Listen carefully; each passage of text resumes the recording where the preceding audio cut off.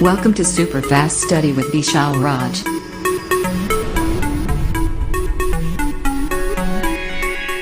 लो दोस्तों की हाल चाल सब बढ़िया। आप सभी का स्वागत है आपके YouTube channel super fast study with Vishal Raj में। दोस्तों आज हम आपके लिए कराए नया क्लास जहां पर बात करेंगे महत्वपूर्ण टॉपिक की। तो जल्दी से लोग क्लास में आ जाइए और क्लास को जल्दी से लाइक कर दो। ठीक है, जल्दी करिए सभी लोग, जल्दी सभी लोग क्लास में आ जाइए। गुड इवनिंग सभी को, सभी गुड इवनिंग। हम आशा करते हैं आप लोग खुश होंगे, मस्त होंगे, एंजॉय कर रहे होंगे, मेहनत कर रहे होंगे, पढ़ाई कर रहे होंगे। तो आपको मेहनत करते रहना है, ठीक है। जल्दी करिए, जल्दी से अपने दोस्तों को शेयर कर दो और सभी लोग क्लास में आ जाएं। तो इस क्लास को स्टार्ट करते हैं एक मोटिवेशन के साथ जो आपको ऊर्जावान बनाएगा। तो आपके ध्यान सुनना, अपनी जहन में उतार लेना है। तो आप लोग ध्यान सुनिएगा। जिंदगी में एक ऐसा उद्देश्य होना चाहिए जो कि इतना बड़ा हो कि आपको एक मिनट के लिए भी चैन से बैठने ना दे। जिंदगी में एक ऐसा उद्देश्य होना चाहिए जो कि इतना बड़ा हो कि आपको एक मिनट के लिए भी चैन से बैठने ना दे। इसी मोटिवेशन इस क्लास को स्टार्ट करते हैं। आज हम लोग जो पढ़े इससे पहले उसी के आगे पढ़ेंगे, ध्यान रखना है। तो हेडिंग करना है आपको दूरदर्शी। इससे पहले वाले क्लास में लोग पढ़ चुके हैं क्या सूक्ष्मदर्शी, तो यहाँ पर पढ़ेंगे क्या दूरदर्शी, ठीक है। जिसको कहते हैं दूरदर्शक या दूरदर्शी, जिसको टेलीस्कोप बोलते हैं। क्या बोलते हैं? टेलीस्कोप। तो जल्दी से ये हेडिंग बना लो, टेलीस्कोप दूरदर्शी हेडिंग बना लो आप लोग, ठीक है। हेडिंग बना लीजिए दूरदर्शी, जल्दी करिए। अब देखो दूरदर्शी का मतलब क्या है, पहले तो मैं आपको समझा देता हूँ, ठीक है। दूरदर्शी का मतलब जो दूर की वस्तुओं को पास करके दिखाए। मान लो हमको चंद्रमा को देखना है, तारों को देखना है, तो क्या करेंगे? यूज करेंगे क्या? दूरदर्शी, ठीक है। तो दूरदर्शी के द्वारा क्या करेंगे, जिसको आप दूरबीन भी कहते हो या बचपन में दूरबीन खरीदोगे ऐसा वाला, तो वही दूरदर्शी की हम लोग बात कर रहे हैं। तो अब देखिए ये है क्या, ये दूर की वस्तु क्या करता है? पास करके स्पष्ट दिखाता है। तो हम कहेंगे यह एक ऐसा प्रकाशिकी यंत्र है, यह एक ऐसा प्रकाशिक यंत्र है,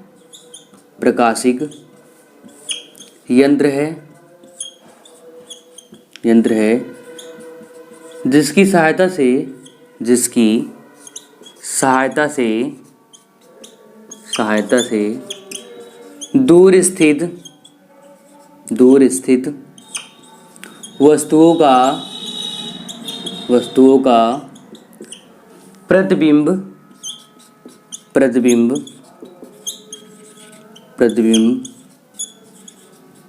देखा जाता है या देखा जा सकता है, ठीक है। दूरदर्शी में लिख लीजिए कि यह एक ऐसा प्रकाशिक यंत्र है जिसकी सहायता से दूर स्थित वस्तुओं को क्या करके पास करके या स्पष्ट प्रतिबिंब देखा जाता है। दूर वस्तुओं का स्पष्ट प्रतिबिंब देखा जा सकता है। इतना लिख लीजिए जल्दी से।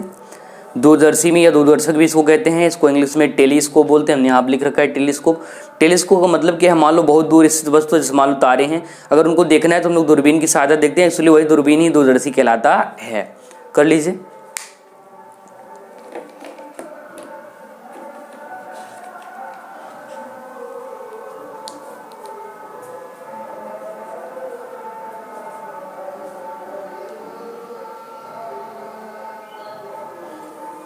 ठीक है, इतना लिख लीजिए कि यह एक ऐसा प्रकाशिक यंत्र है जिसकी सहायता से दूर स्थित वस्तुओं का स्पष्ट प्रतिबिंब देखा जा सकता है।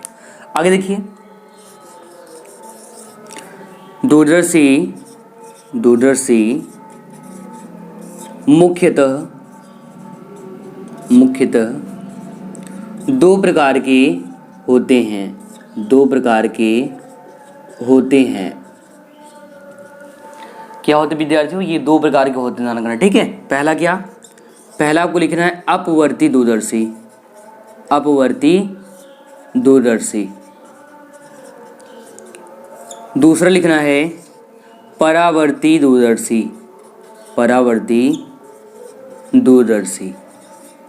ठीक है, परावर्ती दूरदर्शी। अब देखो ये किस घटना पर आधारित होता है और ये किस घटना पर, इसका नाम कैसे पड़ा तो वो भी हम यहाँ लिख दे रहे हैं। आपको ध्यान रखना है जो अपवर्ती है ना ये अपवर्तन से बनता है, ठीक है। तो ये किस घटना पर, तो लिखेंगे अपवर्तन पर आधारित। किस पर? अपवर्तन पर। याद करो, आती है और क्या होती है, बगल से चली जाती है। अपवर्तन पर आधारित है। किस पर है? अपवर्तन पर आधारित है, मतलब यहाँ पर अपवर्तन होता है, ये बात आपको ध्यान रखना है, ठीक है। अपवर्तन पर आधारित। जबकि परावर्ती है, ये अपवर्ती था, ये परावर्ती। परावर्ती किस पर? परावर्तन पर। किस घटना पर? तो ये परावर्तन पर आधारित है। किस पर? परावर्तन पर आधारित। और याद करो हमने कहा था ना, आती है, टकराती है और चली जाती है, कौन सी घटना है? परावर्तन। तो ये परावर्तन पर आधारित है। इतना नोट कर लीजिए कि अपवर्ती किस पर? अपवर्तन पर आधारित है, जबकि परावर्ती किस पर? परावर्तन पर आधारित है। नोट कर लीजिए। देखो, अपवर्ती के अंतर्गत आता है खगोली और इसके अंतर्गत आता है परावर्ती। एग्जाम में कहीं न कहीं इन दोनों से एक क्वेश्चन उठेगा, वो कितने नंबर का? 5 नंबर का। ध्यान रखना, 5 नंबर क्वेश्चन उठ चुका है, ये बात आपको ध्यान रखना है, ठीक है। लिख लीजिए इतना, जल्दी से यहाँ तक का नोट कर लो आप लोग कि अपवर्ती दूरदर्शी अपवर्तन पर आधारित, जबकि परावर्ती किस पर? परावर्तन पर आधारित है। अपवर्तन क्या है? हमने कहा था जब प्रकाश किरण एक माध्यम दूसरे माध्यम जाता है तो अपने रास्ते से विचलित हो जाता है, भटक जाता है, अपने मार्ग से भटक जाता है, विचलित होता है, इस घटना को अपवर्तन। परावर्तन, जब प्रकाश किरण आता है, दर्पण या पृष्ठ से टकराता है, टकराकर पुनः उसी माध्यम वापस लौटता है, तो इस घटना को परावर्तन। आती है, टकराती है और चली जाती है, ठीक है। ऐसा वाला कॉन्सेप्ट याद होगा आप लोगों को। तो ये पूरा का पूरा नोट कर लीजिए जल्दी से। हेडिंग था दूरदर्शी टेलीस्कोप। यह एक ऐसा प्रकाशिक यंत्र है जिसकी सहायता से दूर स्थित वस्तुओं का स्पष्ट प्रतिबिंब देखा जा सकता है। दूरदर्शी मुख्यतः 2 प्रकार के होते हैं। अपवर्ती दूरदर्शी, ये इसी का नाम खगोलीय दूरदर्शी भी है, ये भी ध्यान रखना है। और दूसरा क्या? परावर्ती दूरदर्शी, ये किस पर? अपवर्तन पर, ये वाला अपवर्तन पर, और ये वाला किस पर? परावर्तन पर आधारित है, ठीक है। चलिए कर लीजिए इतना।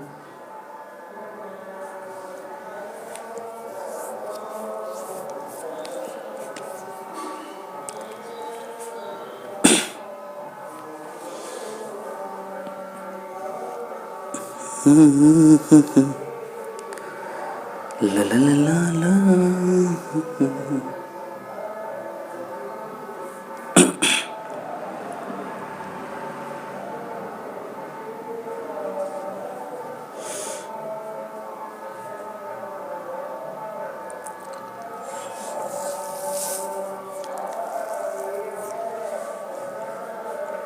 हो गया इतना?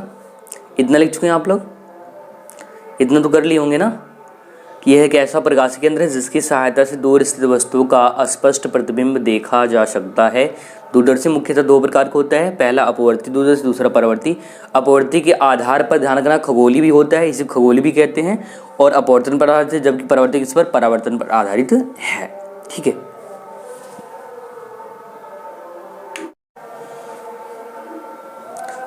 तो हो गया होगा, इतना कर लिए होंगे। अब इसको हटा दिया जाए, ठीक है। अब इसको हटाते हैं। तो ये जो दूरदर्शी है टेलीस्कोप है, इसका मतलब क्या है? दूर स्थित वस्तुओं का प्रतिबिंब हम लोग क्या करके पास करके स्पष्ट देख सकते हैं। और ये 2 प्रकार का होता है, एक तो अपवर्ती दूरदर्शी, दूसरा परावर्ती। अपवर्ती किस पर? अपवर्तन पर, जबकि परावर्ती किस पर है? परावर्तन पर आधारित है, ठीक है। एंड एग्जाम में ये छपने वाला क्वेश्चन है, ध्यान रखना, कतई जहर सवाल है, ये बात भी आपको ध्यान रखना है, ठीक है। तो हो गया होगा। अब आपको पहला वाला हेडिंग कर देना है, पहला वाला जिसका नाम क्या था? अपवर्ती। तो ध्यान रखना, हेडिंग करना है अपवर्ती।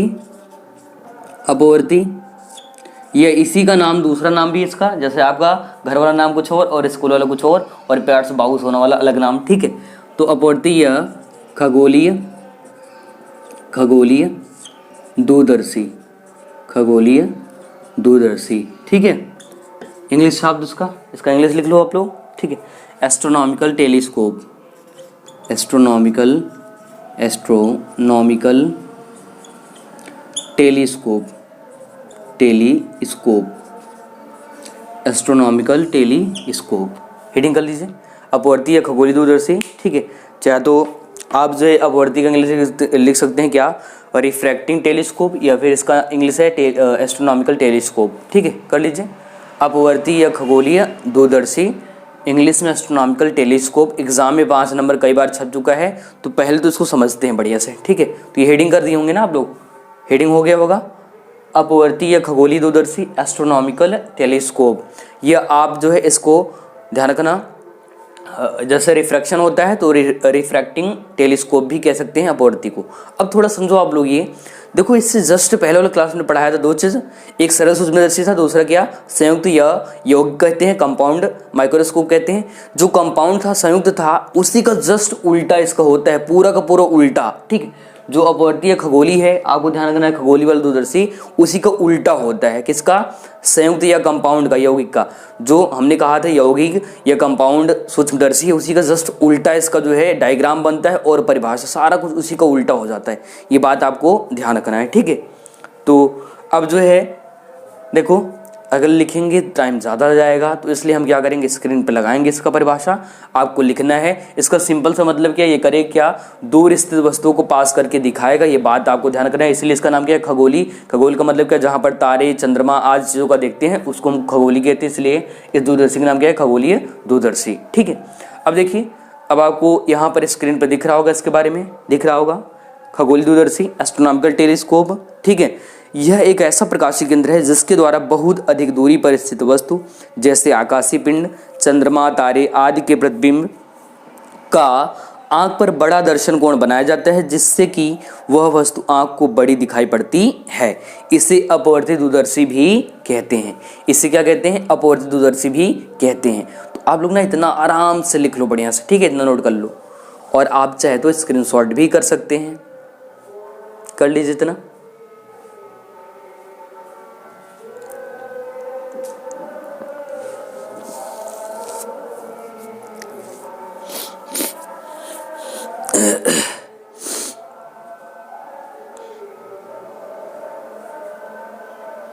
लिख लीजिए आराम से, खगोलीय दूरदर्शी एस्ट्रोनॉमिकल टेलीस्कोप यह एक ऐसा प्रकाशीय केंद्र है जिसके द्वारा बहुत अधिक दूरी पर स्थित वस्तु जैसे आकाशीय पिंड है, तारे हैं, चंद्रमा है आदि के प्रतिबिंब का आंख पर बड़ा दर्शन कोण बनाया जाता है, जिससे कि वह वस्तु आंख को बड़ी दिखाई पड़ती है। इसे जो है अपवर्ती या रिफ्रैक्टिंग टेलीस्कोप भी कहते हैं। ये बात भी आपको ध्यान रखना है। सो इतना नोट कर लीजिए, जितना आपको स्क्रीन पर दिख रहा है इसका परिभाषा अच्छे से ना लिख लो आप लोग, ठीक है, चाहे तो लिख लो चाहे तो स्क्रीनशॉट कर लो आप लोग।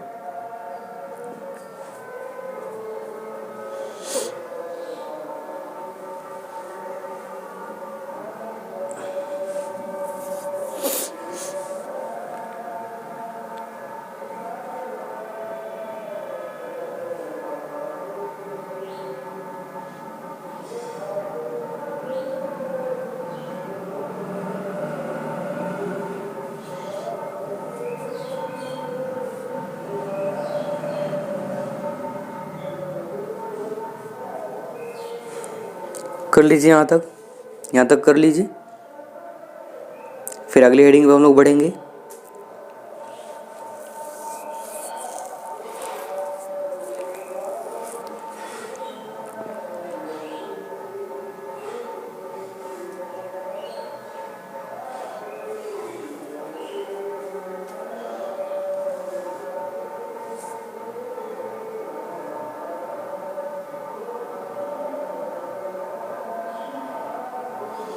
चलिए, यहाँ तक हो गया होगा, यहाँ तक कर चुके हैं आप लोग।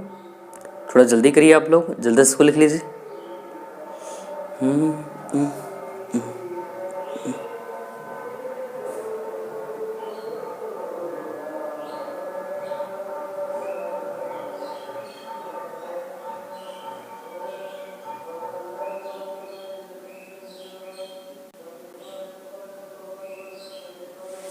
चलिए अब इसको हटाते हैं।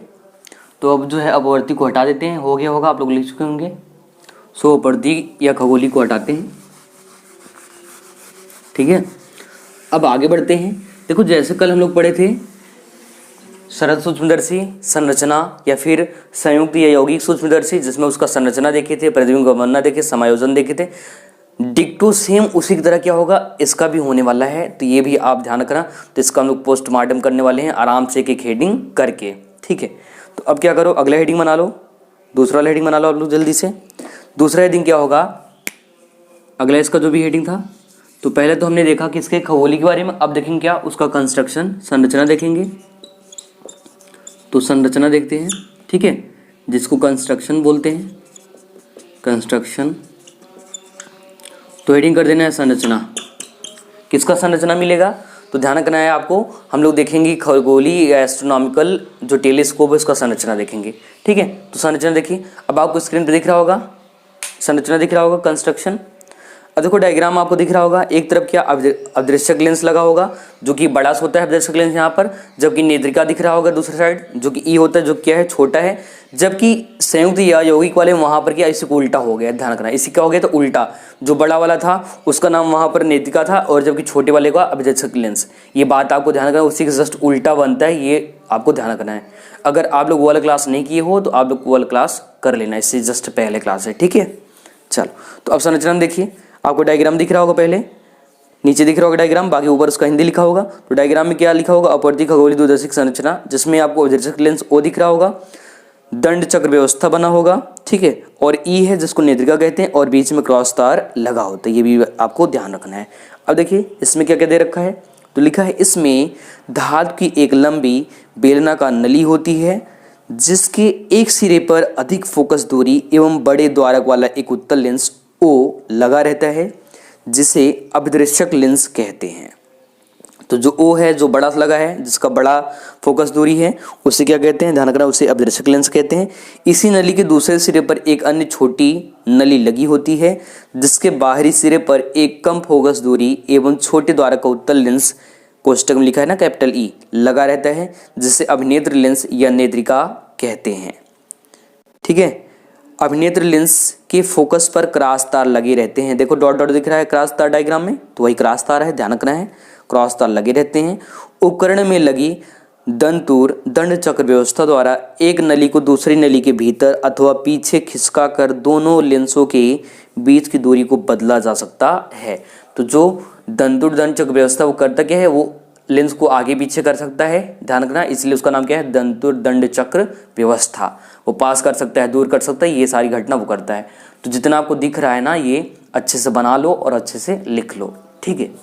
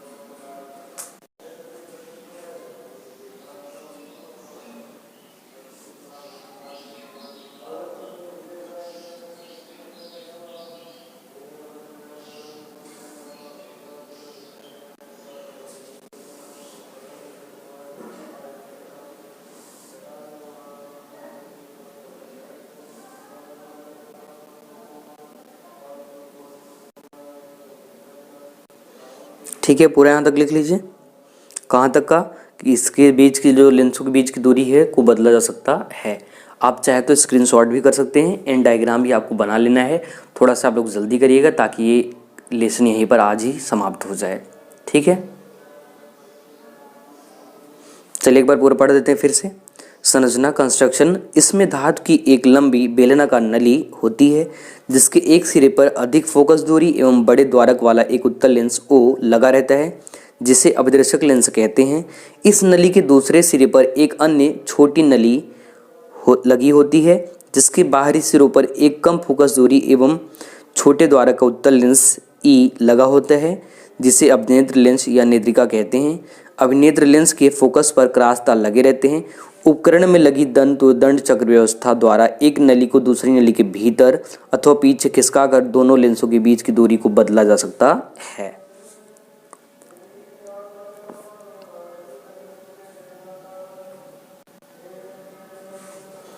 तो इसको आज निपटा दो जल्दी से, जल्दी इसको निपटा दो आप लोग।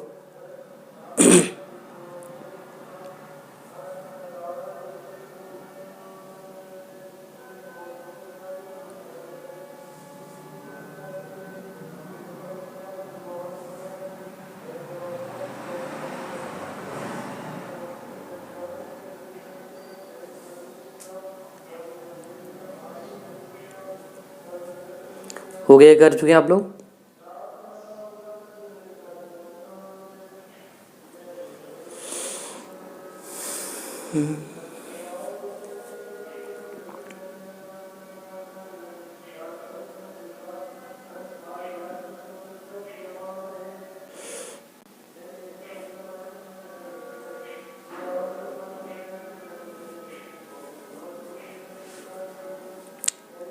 हो गया यहाँ तक का। एस्ट्रोनॉमिकल यूनिट का एस्ट्रोनॉमिकल जो टेलीस्कोप है इसका जो है कंस्ट्रक्शन संरचना हो गया होगा। जल्दी कर लीजिए।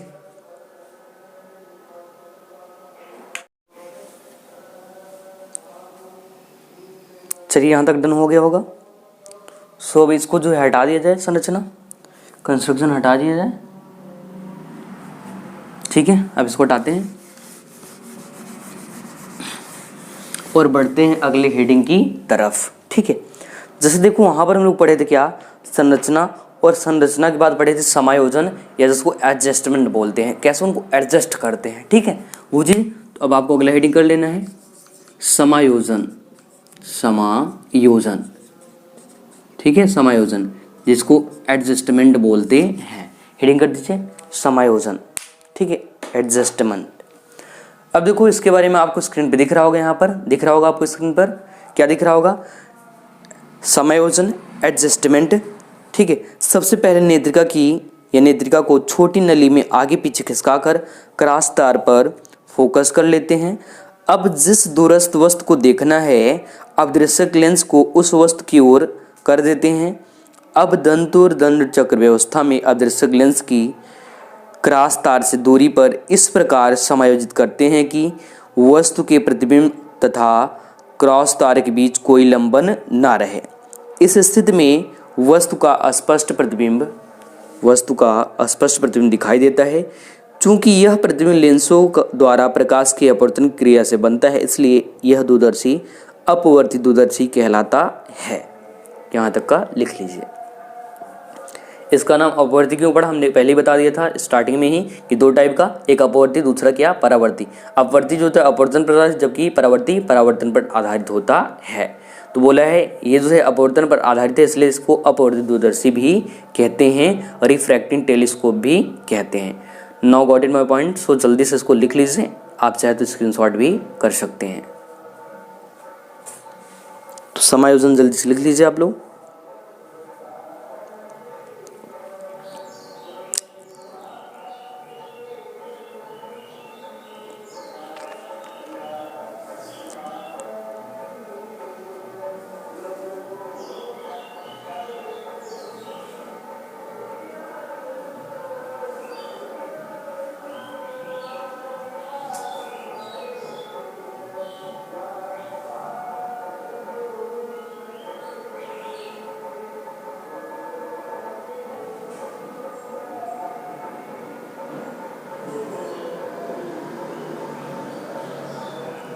जल्दी से नोट कर लीजिए यहाँ तक का।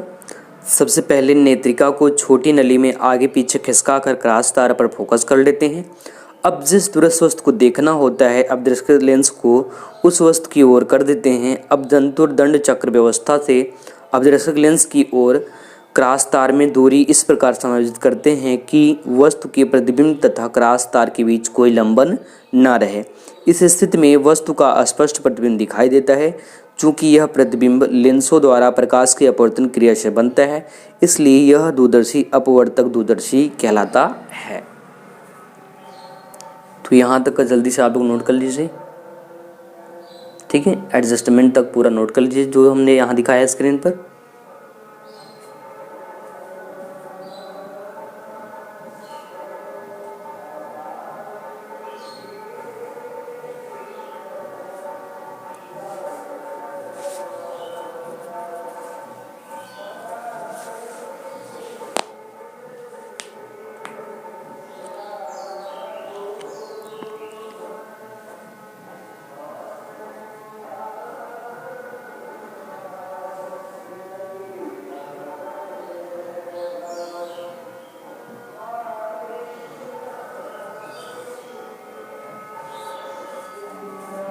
हो गया यहाँ तक का, यहाँ तक कर लिए हैं, थोड़ा जल्दी करिए आप लोग। यहाँ तक हो गया होगा समायोजन।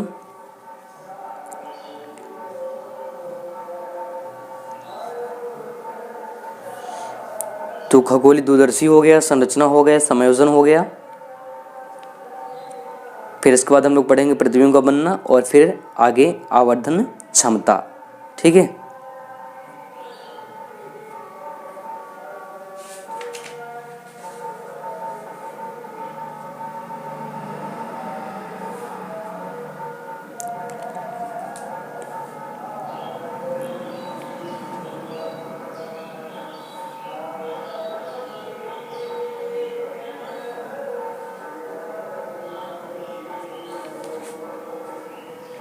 चलिए अब इसको हटाते हैं, समायोजन हटाते हैं।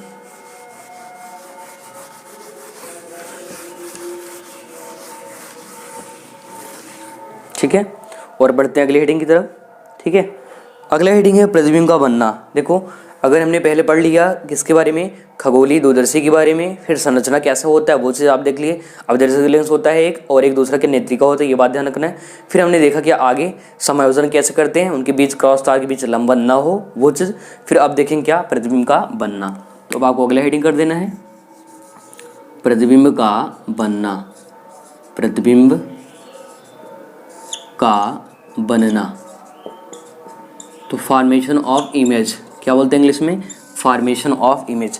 अब कैसा प्रतिबिंब बनेगा, तो इसका जो है डायग्राम भी देखना है, साथ में हिंदी भी। ठीक है, तो अब आपको देखो डायग्राम भी दिख रहा होगा और हिंदी भी देखिए। ठीक है, फॉर्मेशन ऑफ इमेज, प्रतिबिंब का बनना। डायग्राम में आपको दिख रहा होगा बड़ा सा लेंस जिसका नाम है अवदर्शक लेंस, जबकि छोटा सा नेत्रिका। ठीक है, वस्तु रखा है, देखो वस्तु रखा है ए और बी करके, तो ये चीज़ आपको ध्यान रखना है। तो अब यहाँ पर हिंदी हम पढ़ते हैं, आपको ध्यान सुनना है और इसका चाहे स्क्रीनशॉट कर लीजिए, चाहे डायग्राम आराम से बना लीजिए। ठीक है, तो अब दृश्य लेंस ओ दिख रहा होगा बड़ा सा और नेत्रिका ई दिख रहा होगा। ठीक है, डायग्राम थोड़ा सा आपको कठिन लगेगा बट ऐसा है नहीं, आप बनाओगे तो आराम से हो जाएगा। तो लिखा है खगोलीय दूरदर्शी का किरण आरेख, जो कि आपको दिख रहा है। ठीक है, तो अब देखो यहाँ पर प्रतिबिंब का बनना में चित्र में अवदर्शक लेंस ओ तथा नेत्रिका ई प्रदर्शित हैं।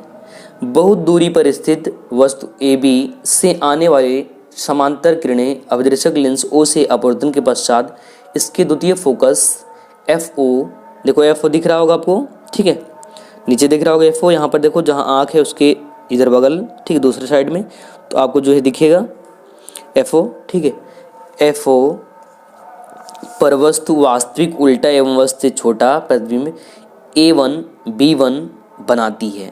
तो आपको डायग्राम में दिख रहा होगा A1 B1, देखो नीचे की तरफ दिख रहा होगा A1 B1, ये वाला प्रतिबिंब की बात कर रहा है। ठीक है, यह प्रतिबिंब A1 B1 नेत्रिका E के प्रथम फोकस FE तथा नेत्रिका E के बीच बनता है तथा नेत्रिका के लिए आभासी वस्तु का कार्य करता है।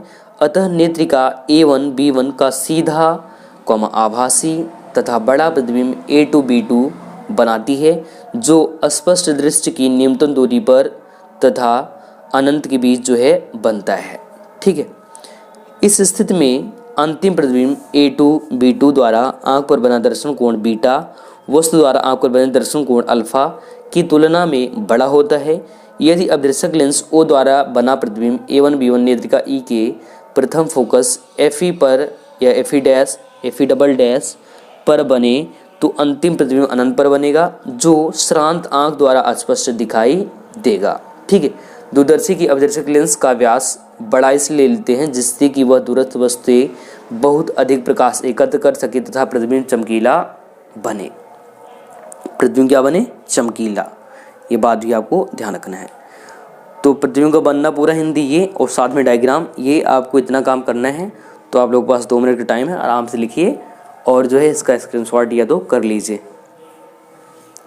तो डायग्राम और हिंदी इसको कर लीजिए जल्दी से।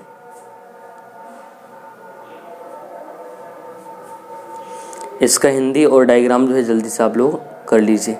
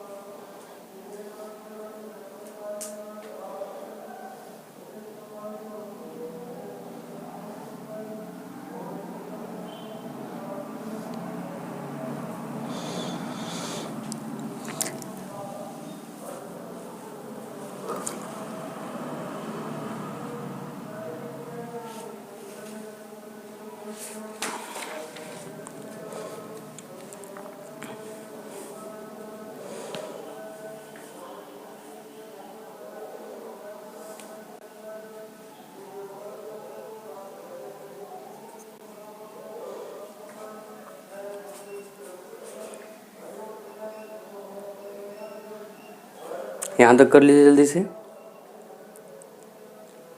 प्रतिबिंब का बनना जल्दी से नोट कर लीजिए आप लोग।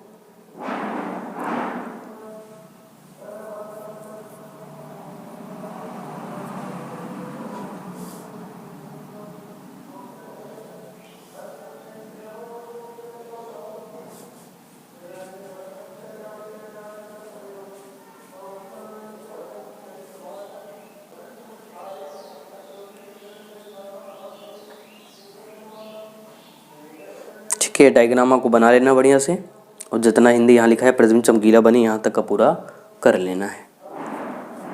ठीक है, एग्जाम में अगर आएगा तो आपको 5 नंबर मिलेगा, ये बात भी आपको ध्यान रखना है।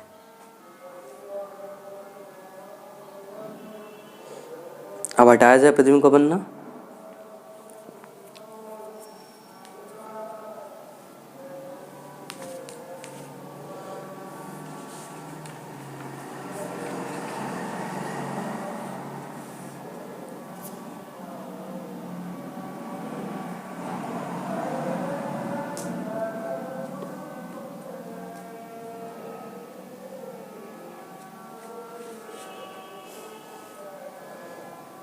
अब हटाया जाए प्रतिबिंब का बनना। चलिए हटाते हैं और अगली हेडिंग की तरफ बढ़ते हैं। ठीक है, तो प्रतिबिंब का बनना हो गया होगा। अब आते हैं अगली हेडिंग पर। अगला हेडिंग है आवर्धन क्षमता, मैग्नीफाइंग पावर। आवर्धन क्षमता, आवर्धन क्षमता, ठीक है, जिसको मैग्नीफाइंग पावर कहते हैं। तो बात करेंगे आवर्धन क्षमता की। ठीक है, तो अब देखो यहाँ पर दर्शन कोण का जो रेशियो होता है वही कहलाता है। तो अब आपको स्क्रीन में दिख रहा होगा, हिंदी इसका दिख रहा होगा। दूरदर्शी से बने अंतिम प्रतिबिंब द्वारा, देखो आवर्धन क्षमता मैग्नीफाइंग पावर, दूरदर्शी से बने अंतिम प्रतिबिंब द्वारा आंख पर बनाए गए दर्शन कोण तथा वस्तु द्वारा आंख पर बनाए गए कोण के अनुपात को दूरदर्शी की आवर्धन क्षमता m कहते हैं। तो हिंदी एक बार फिर सुन लीजिए आप लोग। दूरदर्शी से बने अंतिम प्रतिबिंब द्वारा आंख पर बनाए गए दर्शन कोण तथा वस्तु द्वारा आंख पर बनाए गए कोण के अनुपात को दूरदर्शी की आवर्धन क्षमता m कहते हैं। ठीक है, m कहते हैं, इतना लिख लीजिए।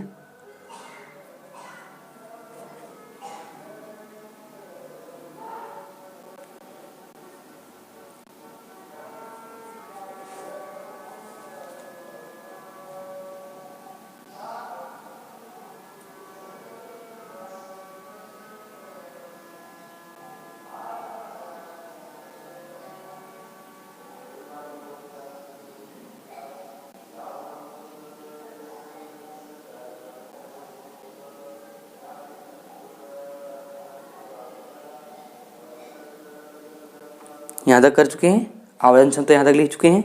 दूरदर्शी से बने अंतिम प्रतिबिंब द्वारा कहाँ पर, आंख पर बनाए गए दर्शन कोण और वस्तु द्वारा आंख पर बनाए गए कोण के अनुपात को क्या बोलते हैं, दूरदर्शी की आवर्धन क्षमता कहते हैं, m कहते हैं। चलिए हटाते हैं इसको, हिंदी को। इसका फार्मूला देख लीजिए। m बराबर, देखो 3 फार्मूले हैं, तीनों फार्मूले लिखना है। और अगर एग्जाम में जो है पूछता है केवल आवर्धन क्षमता तो आपको लिख लेना है आवर्धन क्षमता। ठीक है, तो लिख लो फार्मूला। m बराबर जो है आपको लिखना है FO अपान UE। FO अपान UE। FO क्या है, तो ये क्या है, O मतलब ऑब्जेक्ट और मतलब वस्तु के लिए, ठीक है, वस्तु के लिए क्या है, फोकस दूरी है। और UE मतलब ये किसके लिए, नेत्रिका के लिए दूरी है, वस्तु की क्या है, दूरी है, ध्यान रखना है। ठीक है, एक फॉर्मूला ये है। इन अगर कहे कि जब अंतिम प्रतिबिंब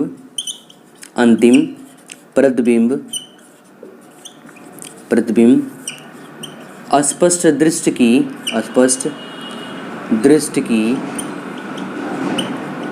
न्यूनतम दूरी d पर बनता है तो जब अस्पष्ट दृष्टि की न्यूनतम दूरी d पर बने तो उस कंडीशन में फार्मूला क्या आता है वो भी देख लीजिए आप लोग। ठीक, उस कंडीशन में जो फार्मूला मिलता है वो भी ध्यान रखना। जब अंतिम प्रतिबिंब कहाँ पर अस्पष्ट दृष्टि की न्यूनतम दूरी d पर बनता है तो फार्मूला क्या होता है। तो आवर्धन क्षमता ध्यान रखना है आपको, m बराबर आवर्धन क्षमता, m बराबर ध्यान रखना माइनस में FO अपान FE, ठीक है, FE, बाकी कोष्टक में 1 प्लस FE और अपान में क्या D, अपान में क्या D, ध्यान रखना D क्या है, अस्पष्ट दृष्टि की न्यूनतम दूरी है। कर लीजिए m बराबर माइनस FO इसके लिए अपवर्तक लेंस के लिए और ये नेत्रिका के लिए 1 प्लस FE, ठीक है, फोकस दूरी है ध्यान रखना किसका, नेत्रिका का, अपान में कैपिटल D, D क्या है, अस्पष्ट दृष्टि की न्यूनतम दूरी D पर, ठीक है, ये चीज़ लिख लो। तो माइनस में FO अपान FE, ठीक, 1 प्लस FE अपान D, ये फार्मूला भी लिख लीजिए और ये भी, ये दोनों फार्मूले कर लीजिए।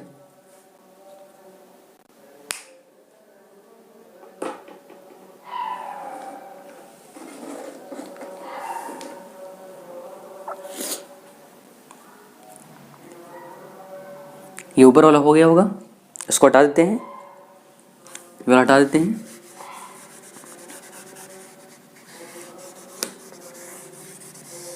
देखिए जब जो है अंतिम प्रतिबिंब अनंत पर बनता है, जब अंतिम प्रतिबिंब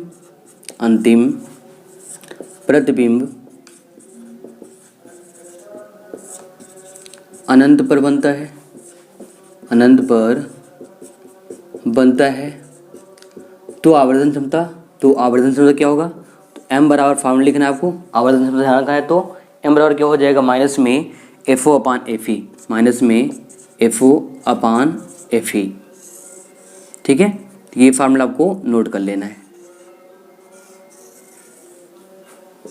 कहाँ पर, जब अनंत पर बनेगा, ठीक है, जब अंतिम प्रतिबिंब कहाँ पर अनंत पर बनेगा तब ये, और जब न्यूनतम दूरी D पर बनता है तब ये फार्मूला याद रखना है दोनों, ये भी और ये भी। कर लीजिए माइनस FO अपान FE, ठीक है, इसको भी लिख लीजिए और इसको भी कर लीजिए जल्दी से।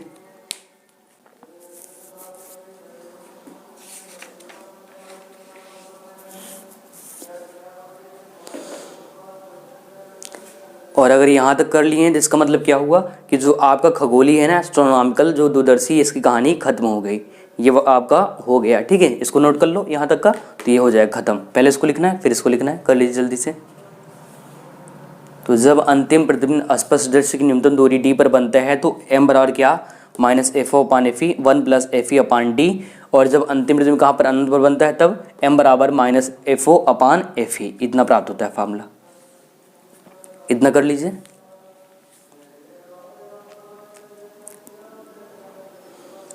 फिर इसके दूसरे भाई पे चलते हैं जिसका नाम है परावर्ती दूरदर्शी, जिसको रिफ्लेक्टिंग टेलीस्कोप बोलते हैं।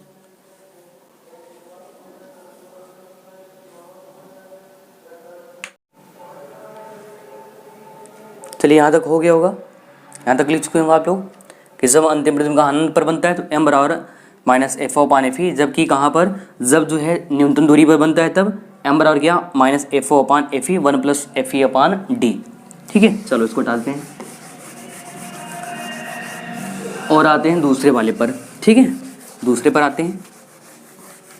तो इसकी कहानी क्या हो गई, खत्म हो गई। अब बढ़ते हैं अगले तरफ, अगले टॉपिक वाले पे, जो कि अगला क्या होगा, परावर्ती, ठीक है।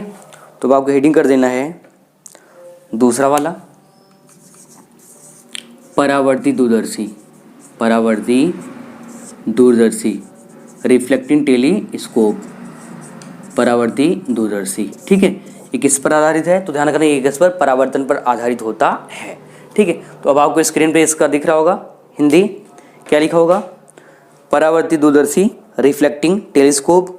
इस दूरदर्शी की सहायता से दूर स्थित किसी वस्तु का चमकीला प्रतिबिंब प्राप्त करने के लिए अपदृश्यक लेंस के स्थान पर बड़े आकार का अवतल दर्पण प्रयोग किया जाता है, इसलिए इसे परावर्तक तथा परावर्ती दूरदर्शी कहते हैं। तो आपको ध्यान रखना है कैसा, चमकीला प्रतिबिंब, ठीक है। अगर चमकीला चाहिए तो कौन से यूज कर देते हैं, परावर्ती। वैसे चमकीला उससे भी बनता है, खगोली से भी, बट इससे और स्पष्ट बनता है, इसलिए परावर्ती का यूज करते हैं। तो परावर्ती दूरदर्शी, इस दूरदर्शी की सहायता से दूर स्थित किसी वस्तु का चमकीला प्रतिबिंब, जो स्क्रीन दिख रहा है जल्दी से आप लोग नोट कर लो, चाहे तो स्क्रीनशॉट कर लो। चमकीला प्रतिबिंब प्राप्त करने के लिए अपदर्शक लेंस के स्थान पर बड़े आकार का अवतल दर्पण प्रयोग किया जाता है, इसलिए इसे परावर्तक अथवा परावर्तित दूरदर्शी कहते हैं। यहां तक लिख लीजिए जल्दी से।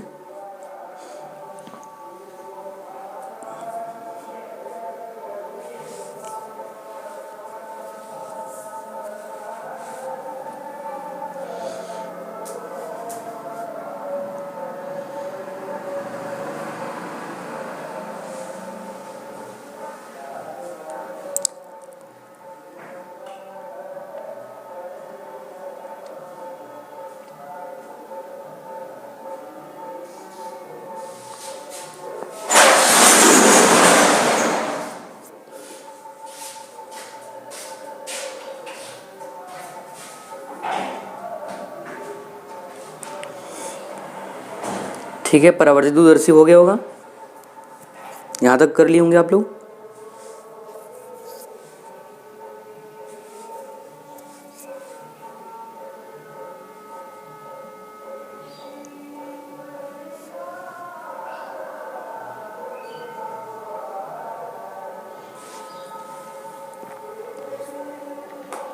चलिए इसको हटाते हैं। यहाँ तक कर चुके हैं। इस दूरदर्शी की सहायता से दूर स्थित किसी वस्तु का चमकीला प्रतिबिंब प्राप्त करने के लिए अभिदर्शक लेंस के स्थान पर बड़े आकार का अवतल दर्पण प्रयोग किया जाता है, इसलिए इसे परावर्तक अथवा परावर्तित दूरदर्शी कहते हैं। यहाँ तक कर चुके हैं आप लोग, हो गया होगा। चलो इसको हटाते हैं।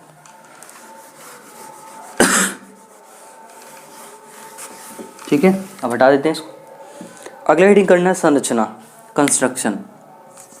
अगला हेडिंग क्या करना है? संरचना, कंस्ट्रक्शन।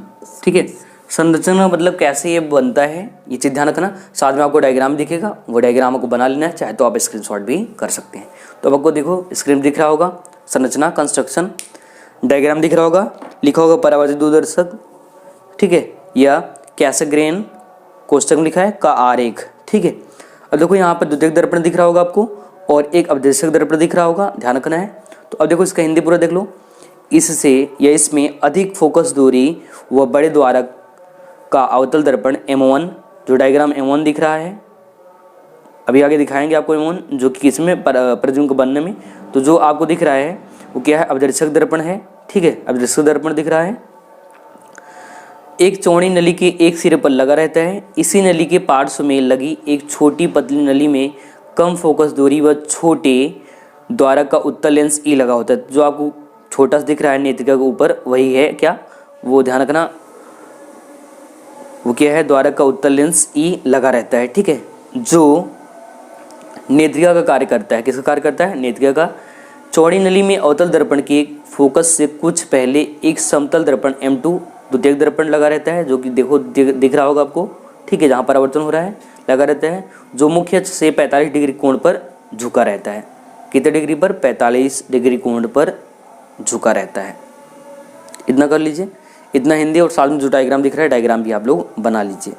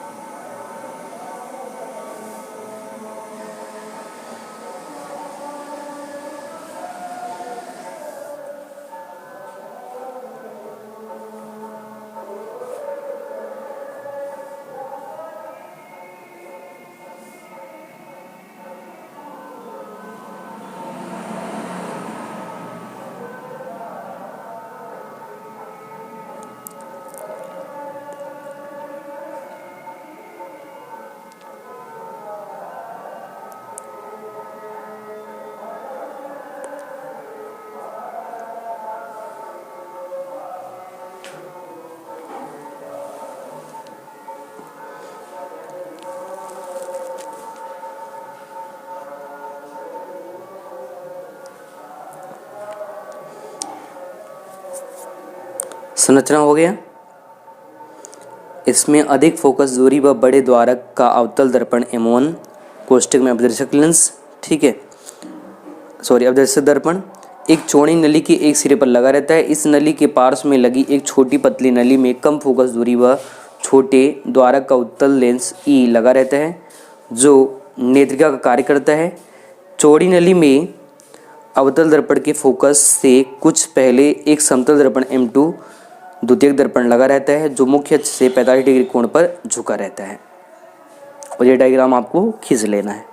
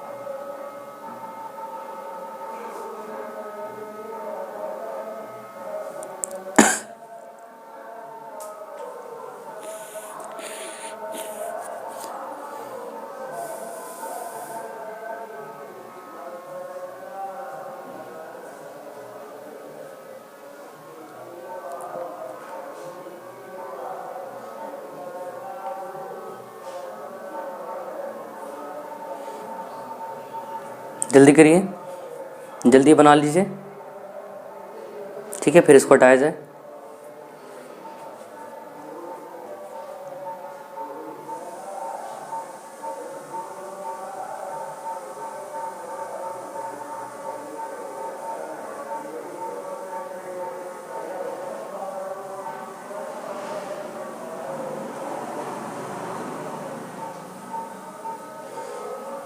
अब इसको हटा दिया जाए,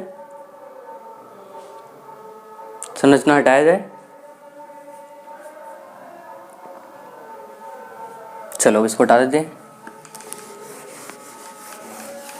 ठीक है। बढ़ते हैं अगले हेडिंग की तरफ। अब देखो अगले हेडिंग क्या रहेगा, तो आपको हेडिंग करना है प्रतिबिंब का बनना, फॉर्मेशन ऑफ इमेज। हेडिंग करना है प्रतिबिंब का बनना, फॉर्मेशन ऑफ इमेज, प्रतिबिंब का बनना, ठीक है। यहाँ भी एक डायग्राम रहता है, दो जगह डायग्राम रहता है। एक तो संरचना में आपको डायग्राम बनाना है, दूसरा आपको कहाँ पर बनाना है, दूसरा फॉर्मेशन ऑफ इमेज में भी, यहाँ प्रतिबिंब का बनना में भी एक डायग्राम बनाना होता है, कैसा प्रतिबिंब बनता है वो चीज़, ठीक है। इसका डायग्राम देखो, अब आपको स्क्रीन दिख रहा होगा, डायग्राम भी और हिंदी भी, ठीक है। तो प्रतिबिंब का बनना, फॉर्मेशन ऑफ इमेज दिख रहा होगा। दूरदर्शी द्वारा जिस वस्तु देखना होता है, आप देखो पहले डायग्राम देख लो, पूरा समझ लो। एमोन है, बड़ा सा लगा है, फिर नीचे भी एक जो है ई करके मतलब नेत्रिका है, वो भी लगा हुआ है, आपको दिख रहा होगा, ठीक है। और यहाँ पर दर्पण M2 भी ऐसे खींचा होगा। ध्यान देखो, जहाँ ए है उसके जस्ट बगल, ये चीज़ ध्यान रखना है। तो हिंदी पढ़ते हैं, आपको ध्यान सुनना है। आप इसका स्क्रीनशॉट कर सकते हैं या तो आप लिख भी सकते हैं। दूरदर्शी द्वारा जिस वस्तु को देखना होता है, अवतल दर्पण का द्वारक उस वस्तु की ओर कर देते हैं। दूर स्थित वस्तु AB से आने वाली किरणों को अवतल दर्पण एमोन अपने फोकस पर केंद्रित करता है, परंतु यही किरणें फोकस पर केंद्रित होने से पहले समतल दर्पण M2 पर गिरकर परावर्तित हो जाती हैं। इस प्रकार वस्तु AB का वास्तविक उल्टा व छोटा व उल्टा प्रतिबिंब A1 B1 पर बन जाता है। यह प्रतिबिंब A1 B1 नेत्रिका के फोकस से कुछ पहले बनता है तथा नेत्रिका के लिए आभासी वस्तु का कार्य करता है, और नेत्रिका A1 B1 का सीधा बड़ा तथा आभासी प्रतिबिंब A2 B2 अस्पष्ट दृष्टि की न्यूनतम दूरी 25 सेंटीमीटर तथा अनंत के बीच बनता है। यदि प्रतिबिंब A1 B1 नेत्रिका के फोकस तल में है, तब अंतिम प्रतिबिंब अनंत पर बनता है। यहाँ तक का पूरा लिख लेना है और आपको डायग्राम भी बना लेना है।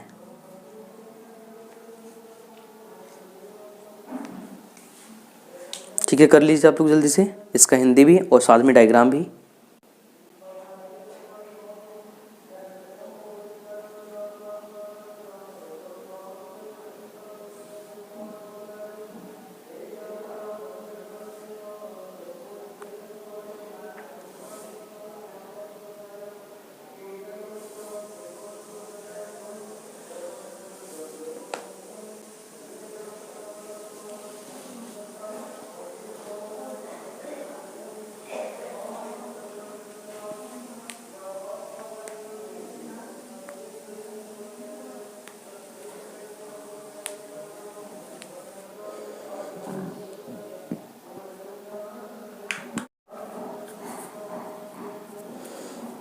ठीक है, जल्दी से यहाँ तक लिख लीजिए प्रतिबिंब का बनना और साथ में ये डायग्राम, इतना काम कर लीजिए जल्दी से।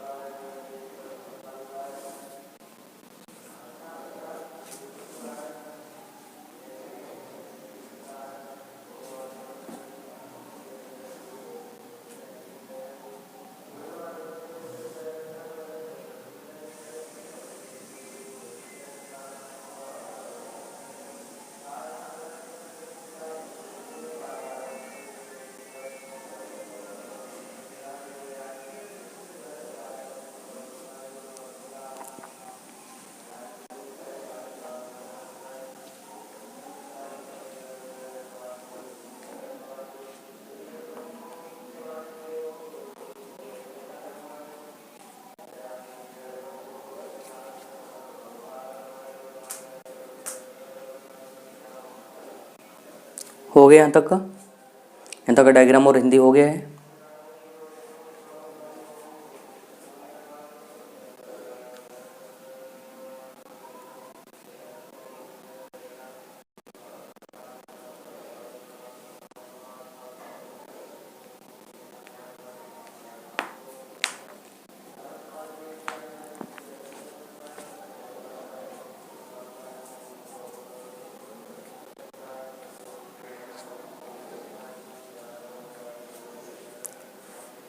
कर लीजिए, अब इसको हटाया जाए।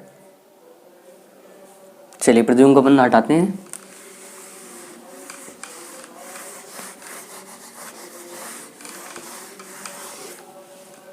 और बढ़ते हैं अगले हेडिंग की तरफ। ठीक है, तो अगले हेडिंग है आवर्धन क्षमता। अगर प्रतिबिंब का बनना हो गया तो अगला हेडिंग क्या होता है, आवर्धन क्षमता। ठीक है, जिसे मैग्नीफाइंग पावर कहते हैं, आवर्धन क्षमता जिसे मैग्नीफाइंग पावर कहते हैं। ठीक है, अब देखो आवर्धन क्षमता भी आपको दिखा देते हैं, पूरा 2 फार्मूले आपको ध्यान रखना है और दोनों लिख लेना है। तो आपको स्क्रीन दिख रहा होगा पूरा का पूरा। हम जानते हैं कि दूरदर्शी की आवर्धन क्षमता मैग्नीफाइंग पावर m बराबर अंतिम प्रतिबिंब द्वारा आंख पर बना दर्शन कोण और वस्तु द्वारा आंख पर बना दर्शन कोण। यदि अवतल दर्पण की फोकस दूरी f o नेत्रिका की लेंस की फोकस दूरी f e है, तो यहाँ पर f ध्यान रखना किसका, अवतल दर्पण का फोकस दूरी, जबकि f e क्या है, नेत्रिका का। ठीक है, तो पहला, जब अंतिम प्रतिबिंब अनंत पर बनता है तो आवर्धन क्षमता m बराबर -FO अपान FE, बॉक्स में लिखा है और आपको भी लिख लेना नहीं तो भाग जाएगा। दूसरा क्या, जब प्रतिबिंब स्पर्श दृश्य की न्यूनतम दूरी पर बन रहा हो तो आवर्धन क्षमता m बराबर -FO अपान FE, फिर कोष्टक 1 प्लस FE अपान D। तो इतना आप लोग कर लीजिए यहाँ तक का पूरा, ये दोनों फार्मूले भी लिख लीजिए और साथ में इसका हिंदी जो इतना दिख रहा है वो भी नोट कर लीजिए। तो ये जल्दी से इतना कर लो, कंप्लीट कर लो यहाँ तक का, तो परावर्त भी खत्म हो जाएगा।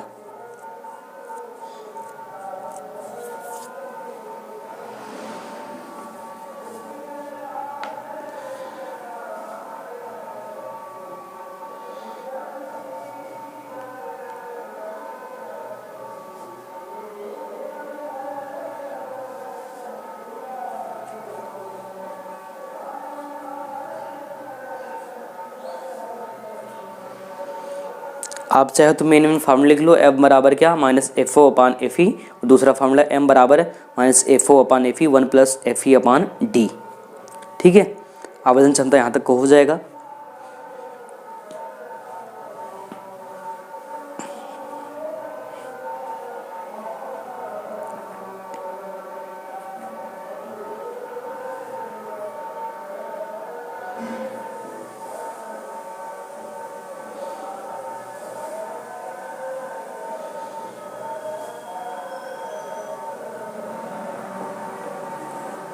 चलिए यहाँ तक हो गया होगा, आवर्धन क्षमता कर ली होंगे आप लोग, जल्दी से कर लीजिए। आवर्धन क्षमता हो गया होगा।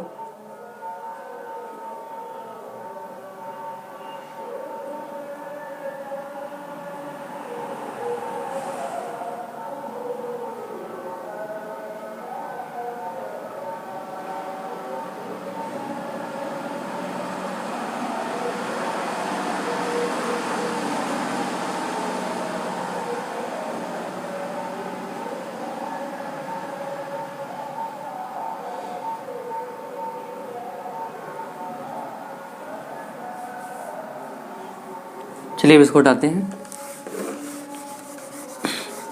देखो कभी कभी क्या करता है, पूछ लेता है परावर्तित दूरदर्शी क्या है, इसका जो है प्रतिबिंब बनाना है, संरचना लिखना है, डायग्राम बनाना है, प्रतिबिंब का वर्णन करना है, साथ में विशेषता भी करना होता है। तो अगर विशेषता भी पूछ ले तो आपको हेडिंग करना है क्या, विशेषता, ठीक है।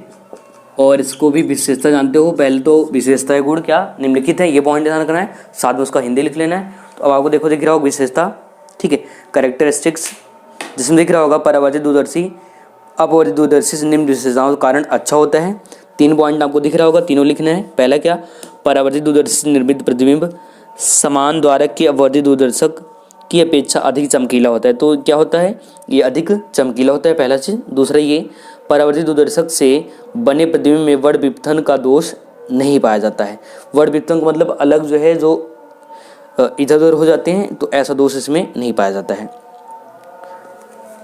तीसरा, परावर्तित दूरदर्शी में परवलयाकार दर्पण प्रयोग में लाया जाता है, जिससे प्रतिबिंब में गोलीय विपथन के दोष को दूर किया जा सकता है। तो ये तीनों पॉइंट आपको नोट कर लेने हैं। 3 पॉइंट आपको दिख रहे होंगे, ये तीनों पॉइंट आपको क्या करना है, नोट कर लेना है।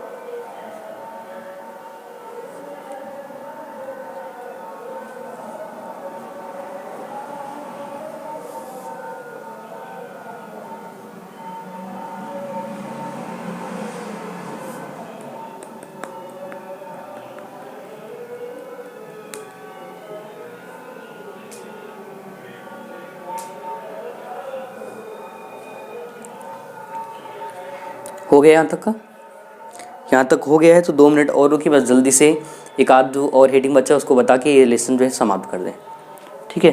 विशेषता कर चुके हैं यहाँ तक का, जल्दी से कर लीजिए। तो पहला था परावर्तित दूरदर्शी से निर्मित प्रतिबिंब क्या होता है, समान द्वारक के अपवर्तित दूरदर्शक की अपेक्षा अधिक चमकीला होता है। दूसरा, परावर्तित दूरदर्शी से बने प्रतिबिंब में वर्ण विपथन का दोष नहीं पाया जाता है। तीसरा, परावर्तित दूरदर्शी में परवलयाकार दर्पण प्रयोग में लाया जाता है, जिससे प्रतिबिंब में गोलीय विपथन के दोष को दूर किया जा सकता है।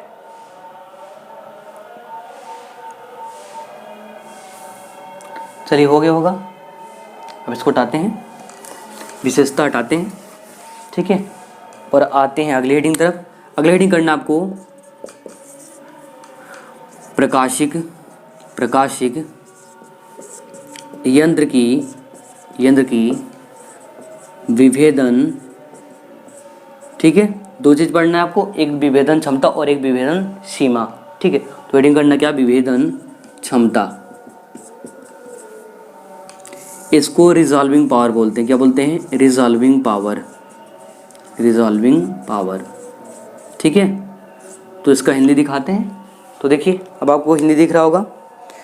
विभेदन क्षमता, किसी प्रकाशिक यंत्र द्वारा 2 समीपवर्ती वस्तुओं के प्रतिबिंब को अलग अलग करने की क्षमता को उस यंत्र की विभेदन क्षमता कहते हैं। तो जो आपको हिंदी दिख रहा है यहाँ पर, उसको नोट कर लो जल्दी से, कि किसी प्रकाशिक यंत्र द्वारा 2 समीपवर्ती वस्तुओं के प्रतिबिंब को अलग अलग करने की क्षमता को उस यंत्र की विभेदन क्षमता कहते हैं, विभेदन क्षमता कहते हैं, रिजॉल्विंग पावर कहते हैं।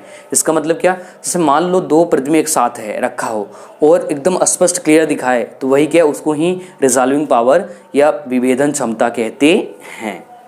ये बात आपको ध्यान रखना है। विभेदन क्षमता कर लीजिए, जो दिख रहा है आपको, ठीक है।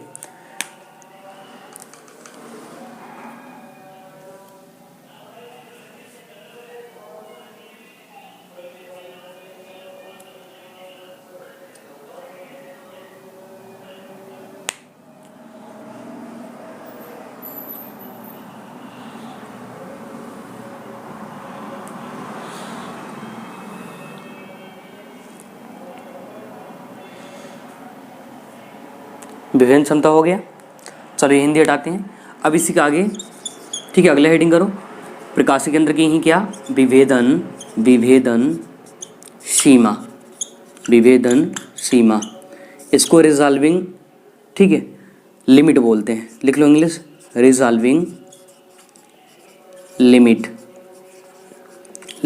अब देखो लिख सकते हैं इसको कि विभेदन क्षमता के व्युत्क्रम को विभेदन सीमा कहते हैं।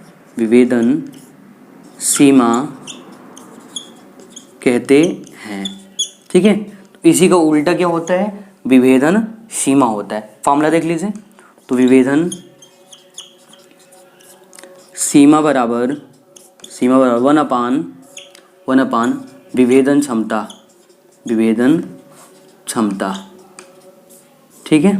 ये फार्मूला भी कर लीजिए, जो फार्मूला को दिख रहा है इसको भी आप लोग क्या कर लो, नोट कर लो, ठीक है। ये इसी का जो विभेदन क्षमता जो बना था उसी का जस्ट उल्टा अपोजिट क्या कहलाता है, विभेदन सीमा कहलाता है, रिजॉल्विंग लिमिट कहलाता है, जब इसको रिजॉल्विंग पावर बोलते हैं, ठीक है। ये दोनों लिख लीजिए। ये तो हो गया होगा, हिंदी इसका हटा दिए थे, तो ये आपको ये वाला नोट कर लेना है, विभेदन क्या, सीमा, इसको हटाते हैं, ठीक है। अब देखो आप क्या ध्यान रख रहे हैं, सूक्ष्मदर्शी के लिए, किसके लिए, सूक्ष्मदर्शी के लिए, ठीक है। अगर पूछ ले सूक्ष्मदर्शी का, कई बार फार्मूला एग्जाम पूछ चुका है 1 नंबर का 2 नंबर का, तो याद रखना विभेदन क्षमता का फार्मूला, विभेदन, ठीक है। एक तो विभेदन क्षमता है, दूसरा सीमा है, उसी को उल्टा कर देना है। तो विभेदन क्षमता का फार्मूला, विभेदन क्षमता बराबर होता है कितना, याद रखना 2n साइन अल्फा अपान में 1.22 लैम्डा, ठीक है। ये चीज़ किसके लिए, सूक्ष्मदर्शी के लिए ध्यान रखना है, सूक्ष्मदर्शी के लिए। और अगर इसी का विभेदन सीमा पूछ ले तो इसे उल्टा कर देना है, विभेदन सीमा इसी को उल्टा कर देना है। क्या करोगे, बहुत सिंपल है, इसको ऊपर भेज दो, 1.22 लैम्डा अपान 2n साइन अल्फा, ये भी नोट कर लो, ठीक है। ये फार्मूला और ये फार्मूला दोनों नोट कर लो, किसके लिए, सूक्ष्मदर्शी के लिए। फिर दूरदर्शी के लिए बताते हैं और फिर रिलेशन समाप्त करते हैं।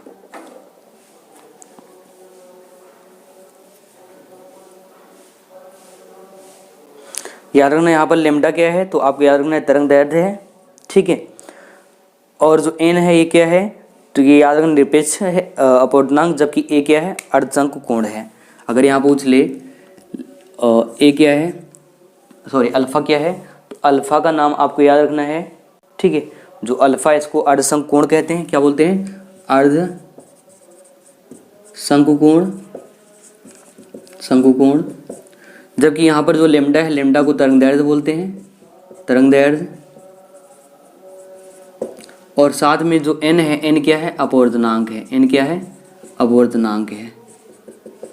ये बात भी आपको ध्यान रखना है, एन क्या है, अपवर्तनांक है। यहाँ तक पूरा लिख लीजिए, विभेदन क्षमता। और ये वाला हटा दिया जाए, हम ये वाला हटाते हैं, ये कर चुके हैं आप लोग।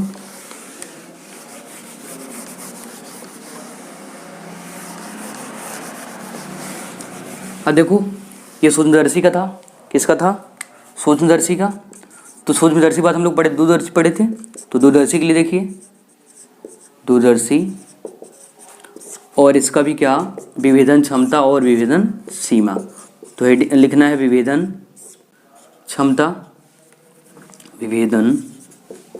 क्षमता और इसमें फार्मूला लिख लेना है। क्या फार्मूला रहेगा, ध्यान रखना है डी अपान, ठीक है। इसका फार्मूला याद रखना, डी अपान, डी क्या है ये बताते हैं, 1.22 और लेमडा, ठीक है।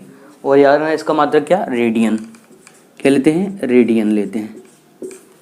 ये विभेदन क्षमता हो गया। अगर सीमा की बात करेगा, विभेदन सीमा की बात करेगा, तो इसे उल्टा कर देना है, विभेदन सीमा बराबर 1.22 लेमडा, लेमडा क्या है देखो लिखे थे हम, तरंग दैर्ध्य, ठीक है। अपान में क्या, अपान में याद रखना है यहाँ पर क्या, डी, अपान में क्या यहाँ पर डी, 1.22 लेमडा अपान में डी और बाकी रेडियन, ठीक है, बाकी यहाँ पर रेडियन। ये फार्मूला भी नोट कर लीजिए।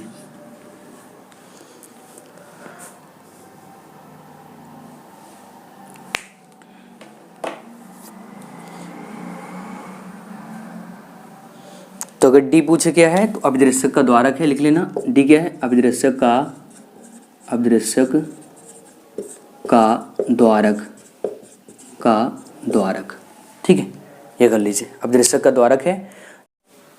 ठीक है, आपको इतना याद रखना है कि यहाँ पर जो है ये क्या है, अर्धसंक कोण है, तरंगदैर्घ्य है, अपवर्तनांक है और ये चीज़ें हैं। ठीक है, इतनी चीज़ कर लीजिए। और यहाँ पर डी क्या है? अभिदृश्यक का क्या है? द्वारक है। ठीक है, ये हो गया होगा इतना, ये और ये जल्दी से नोट कर लीजिए। इसका विभेदन क्षमता इतना और इसका ये विभेदन सीमा, इसका ये और इसका ये। ठीक है, डी अभिदृश्यक का द्वारक है, ध्यान रखना है आपको।